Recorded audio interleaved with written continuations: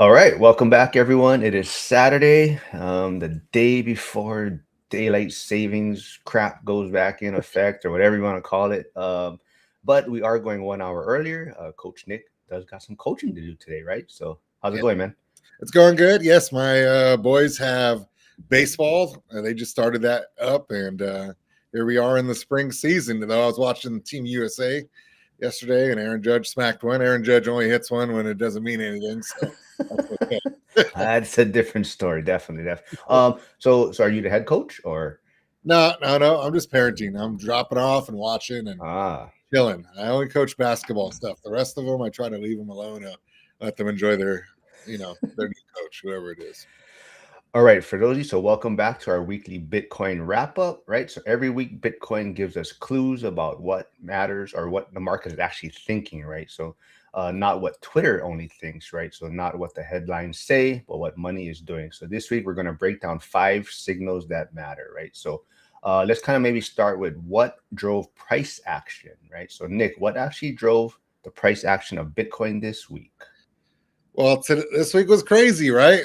Traditional macro data didn't really matter because of Iran, Israel, US getting after it. You know what I mean? And everything panicked, including Bitcoin in the beginning. Bitcoin dropped down to 63,000.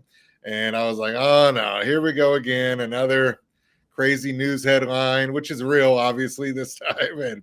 And it's going to affect Bitcoin tremendously as well. But there's a quick V-shaped recovery, man. That dip was aggressively bought back up, and it pushed right up to $73,000 at one point, man. So I was pretty excited. Again, remember, Bitcoin is heavily manipulated until there are guardrails up through the Clarity Act being passed. So you can wash trade. So people are grabbing longs, people are grabbing shorts, and they're going to move volatility. The volatility is going to move quickly, I guess I should say, when it comes to Bitcoin on any big headline. And if you're talking about bombing people, killing leaders, and everything else, the whole market's going to be in a shakeout. But I was excited to see it buy back up, though it's starting to give back some of those gains now as it's dragging on a little bit. But you know what? We'll see what happens with that. Even Iran, US. I mean, is there going to be a regime change and everything else? It's going to be interesting to see. I think if we don't have a regime change in the next 6 months, the United States, we need to get it done. Hopefully it does. Okay. Uh, no, you're back. You went off a little bit, but we got you back. So, did anything surprise you though about how Bitcoin reacted? Well, I mean, yeah, not really. Actually, I would say I the only surprise was how quick it was bought back up to me.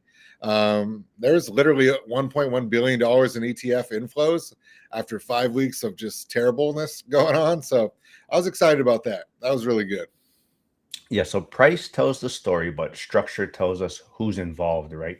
So over the past year, ETFs have become one of the biggest structural forces in Bitcoin. So how did ETF flows impact market structure this week? Well, for the last 5 weeks, it's been a brutal streak of terrible. There's been nothing but outflows, man. Honestly, that's the truth. And that's why there's been more sellers than buyers.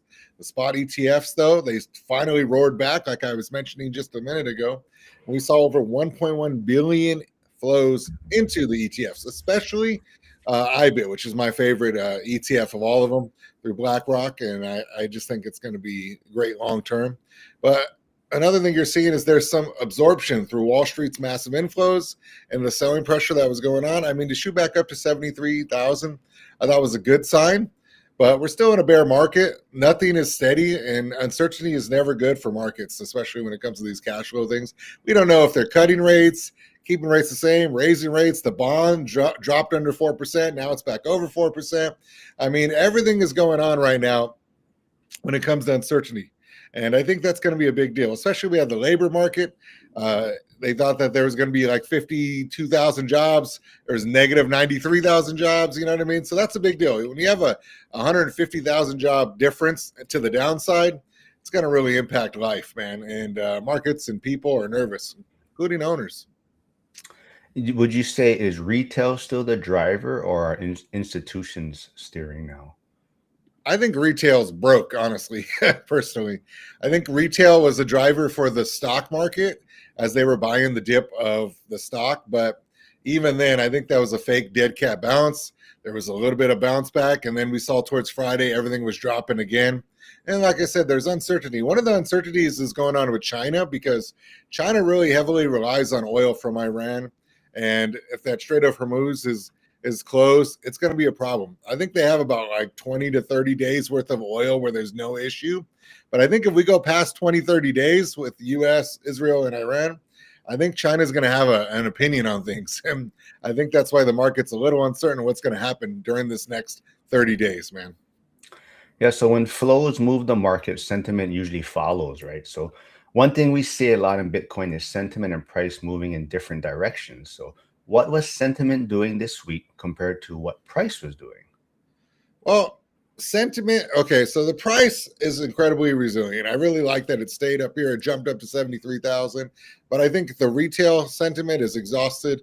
It's bearish. It's broke. It lost a lot of money in the casino of perp trading, of using leverage, of using margin, and basically being irresponsible and gambling with what it was doing.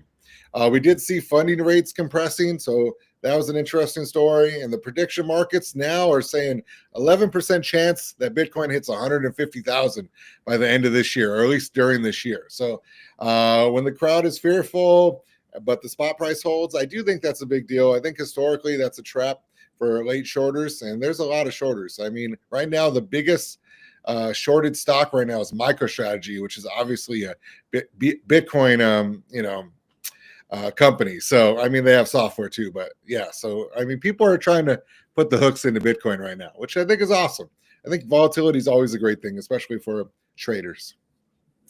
So sentiment moves fast, but liquidity moves everything. So zooming out from crypto for a moment, macro liquidity is still sets the tone for all markets. So what did macro liquidity look like this week? Well, overall, global liquidity remains subdued. I thought the hawkish rhetoric and even the appointment of Kevin Warsh as the new Fed chair, it kind of pushes things back. Is the rate cut going to happen sooner or later, or further out? You know what I mean? People are just really uncertain what to expect. Is that a puppet for Trump, and he's going to just do what he wants, and before you know it, the housing market's going to fly because the rates are down low? But then you have an inflation risk with the cost of oil right now jumping up to 80, 90, and maybe even $100 a barrel. I mean, that's a big deal because every $10 a barrel usually means about a 20 basis point increase for inflation. So we're moving from where we were 65, now we're up to 90. That's a big deal, man. And it's going to cost us, hopefully, I'm really hoping that this isn't some long out, drawn out war and it's going to be quick, fast, and in a hurry. We subdue them. And I know I'm talking a lot about politics right now, but at the same time, it's impacting everybody's wallet. And sometimes it's in a great way, and sometimes it's in a bad way. And right now, it's just in an uncertain way, as we'll see what happens. Yeah, I think I saw what California gas might be hitting $8 a gallon soon. Yeah, so I don't, you know what? I don't know. We'll see what happens. You know what? If you ever go to LA, there's this one Chevron right across from Olvera Street, and it's always like $3, $4 higher than everywhere else. So you already see it at like $8. You know, it's always like that. Doesn't matter what's going on. So every time I see it on the news from California, it's always that same damn Chevron that's making us look bad, man. They need to put those people out of business. Yeah. How sensitive would you say Bitcoin is right now to liquidity conditions? Well, I think it is sensitive because we have that K-shaped economy, and I think that's a big deal in terms of like the haves and have-nots. We know the haves are doing all right. They got businesses, they own assets, they're spending, they're still going on vacation, which I'll be going on vacation next month, by the way, to Jamaica and Bahamas and Grand Caymans again. So I'm excited about that for spring break. But as far as the rest of the world, I mean, I think a lot of people are broke, man. I mean, you go anywhere and you're like, damn, $15 for a burrito at Chipotle. You know what I mean? And guacamole's $3 now. Like, come on, man. I could almost plant a tree for $3. Just getting out of control, dude. And even for me, I have money and I still go, I just don't want to pay that price. You know what I mean? So it's just kind of a weird situation. And you know why? I mean, what the hell is a gallon of milk right now, man? Is it $11? You know what? I haven't even looked because usually whatever we do, we buy at Costco. So it's Yeah. usually that. Yeah. So it's still pricey, but definitely save a lot of money that way. But yeah, everything out here, Oh, it is ridiculous. Well, I was gonna say what they did. There was something in Hawaii they were talking about. I can't remember. I'll try to see if I can remember. But the busiest Costco, by the way, in the world. Now. yeah. So So on that point, though, I mean, there was a reel about that. Someone was like, if someone loves you, or if you want to know someone really is interested in you, if they will like, there's two things in Hawaii. If you will sit in westbound traffic at like whatever 3:30 p.m. in the afternoon, and you have no reason to go that way, but the person is willing to sit in traffic with you. And the other one was if they're willing to go to Costco with you on like a Saturday, and they don't have anything to buy, but they're willing to spend the day with you there, then that means they really like you.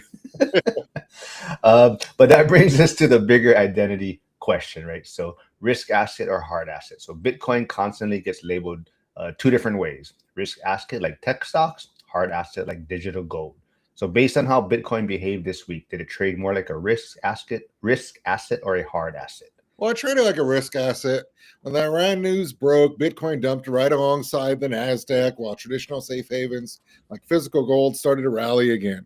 But then you saw that correlation through Bitcoin's 30-day S&P kind of correlation going on, and it went up and then dropped as well. So I just think the ETF flows are going to be the deciding factor. Some people hate them out of the Bitcoin maxis, and then some people love them because that's the reason why Bitcoin is worth a lot right now and will be. So it's pretty interesting. But if you go back to what I said months ago, I've been buying this thing called Stretch. It's a preferred stock from MicroStrategy, STRC. Right now, it's paying an 11.5% dividend return on investment, man. It's incredible. I got so much. I sold a lot of my Bitcoin part and put it in there as a rotation. And I've been just getting a nice rotation, keeping flat, and now able to buy Bitcoin cheaper. And I'm pretty excited about that. And if you have a lot of cash, something to research. I've done videos on my channel before, and if you haven't seen my videos, check them out. I also did a new book playlist series, by the way, on Rich Dad Poor Dad by Kiyosaki. I did Total Money Makeover by Dave Ramsey.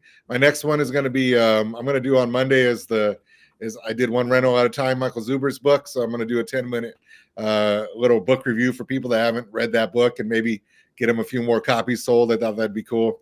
And then I'm going to do Dion's after that, and just trying to support the community that has been supporting me as well. Let's see. Hey, Mark's book next. When's that coming? No book for me, man. I think the next book from maybe the one rental at a time tree. I think Brandon is working on a book. Not sure how close he is to getting that out there, but I think there was someone else talking about working on a book. There was a few people, but I gotta think about it. But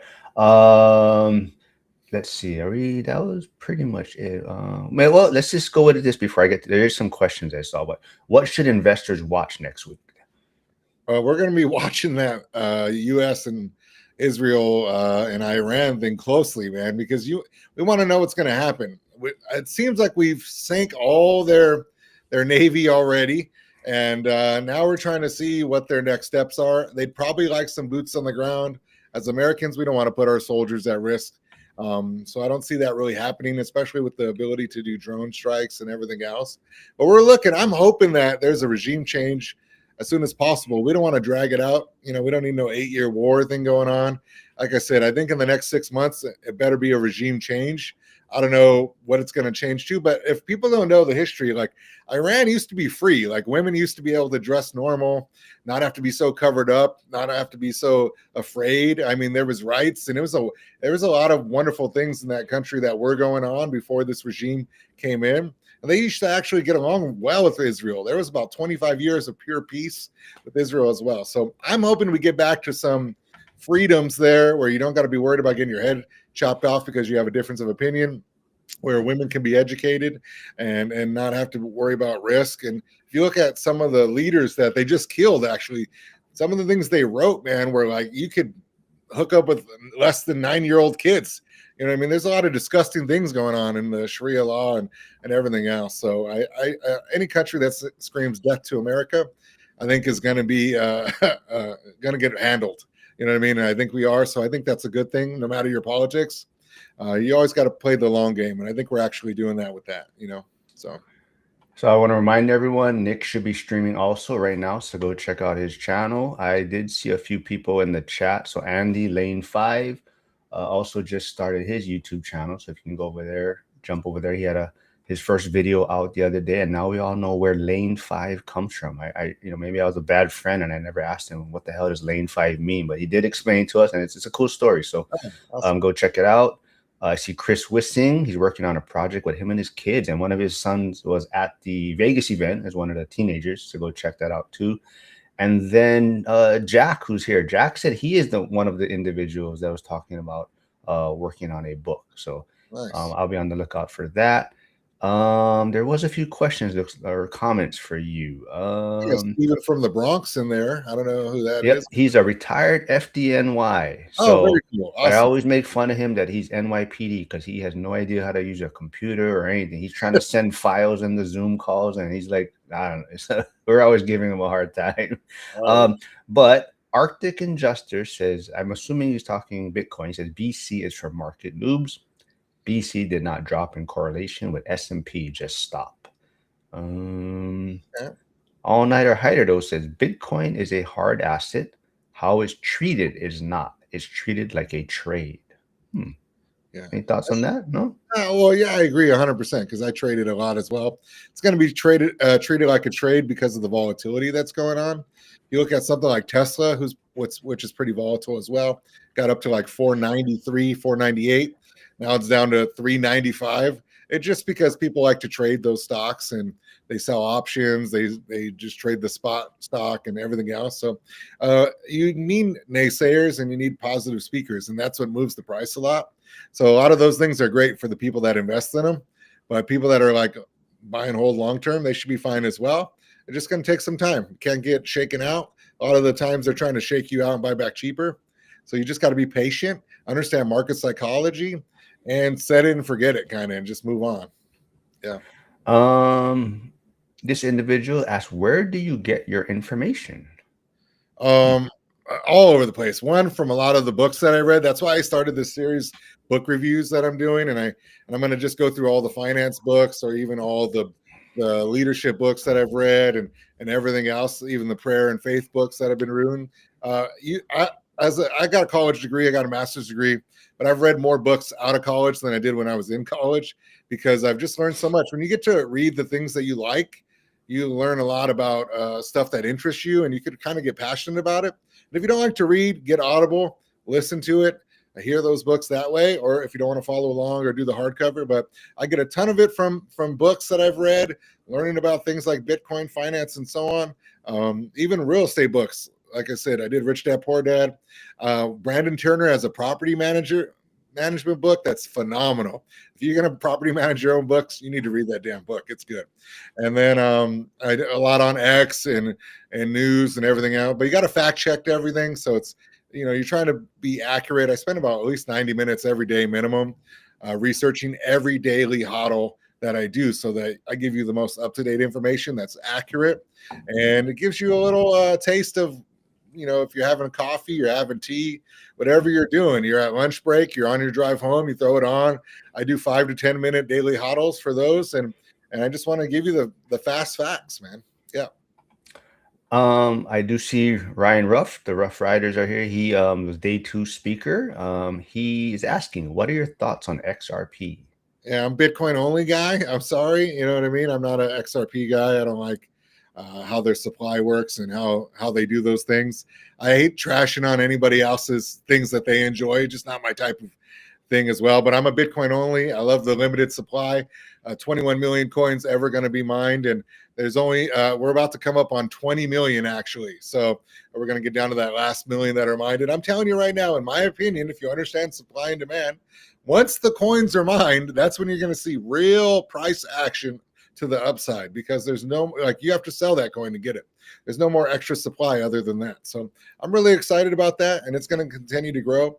And I don't want to dog anything else like XRP or anything else, but I do know that if they do pass the Clarity Act, if they, I just wonder, like, when you're in a war with Iran, you got all these things going on. Christy Nome got fired. Like, there's just a lot going on.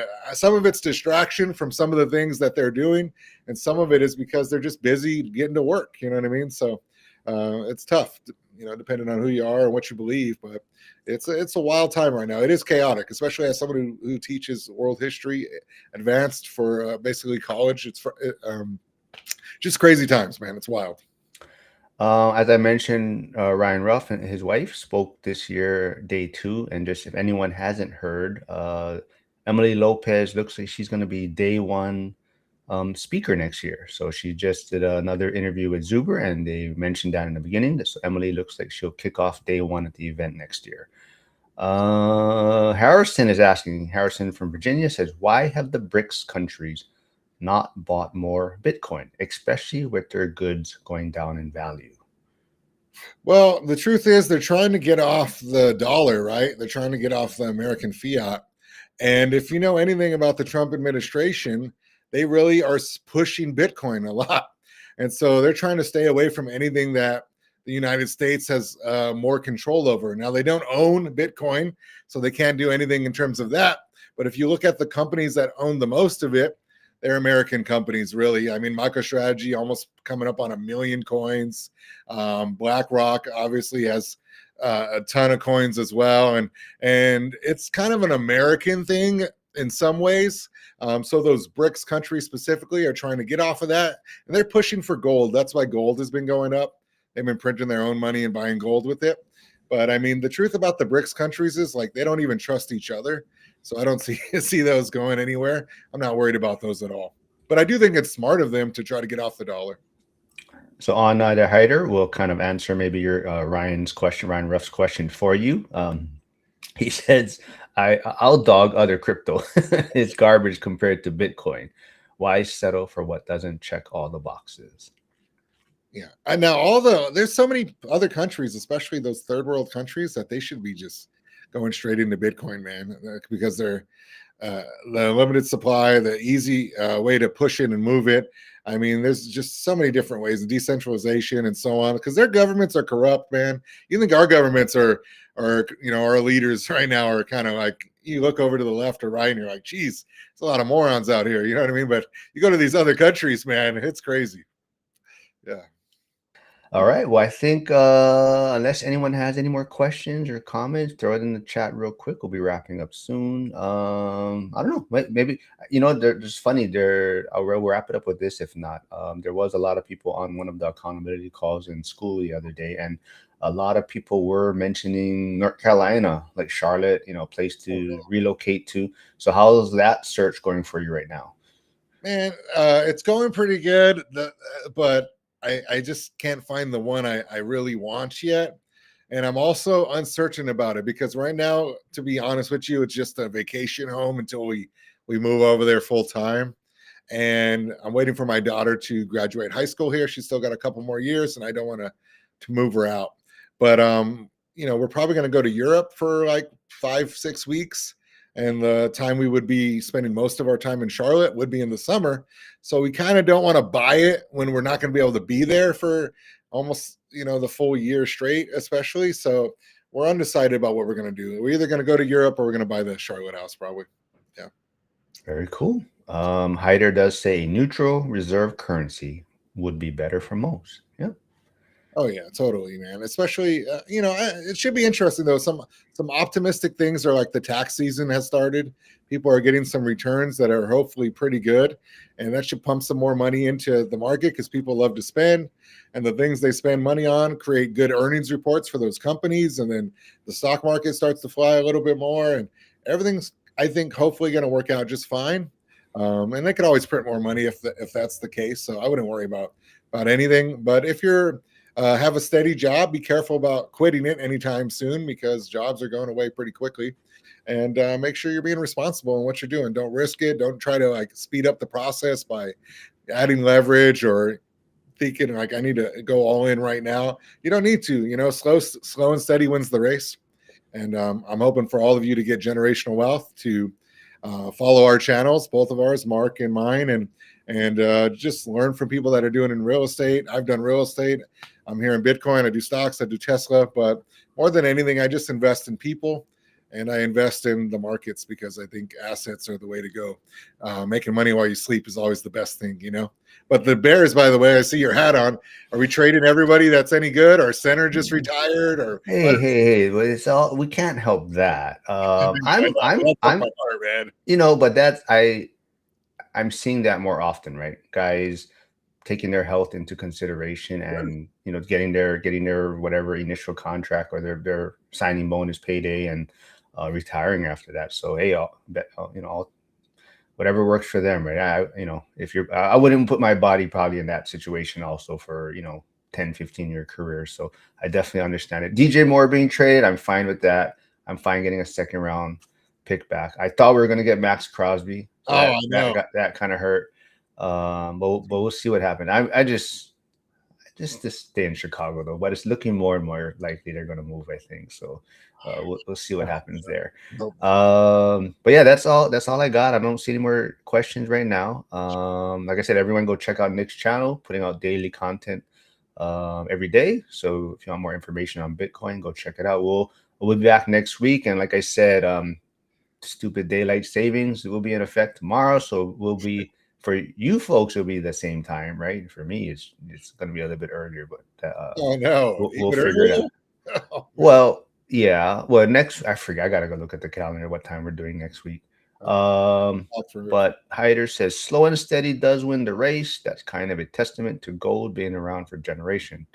Bitcoin is only 17 years old, and digital is only a few decades old. Yeah. so true. Yeah. All right, man. So yeah, markets always leave clues. This week's the clues were in price, flows, sentiment, and liquidity. If you learn how to read those signals, you stop reacting to noise and start understanding the market. So lead with purpose, pray with intention, and hodl with discipline, right? So we'll see everyone next week. So thanks, man. Thank you.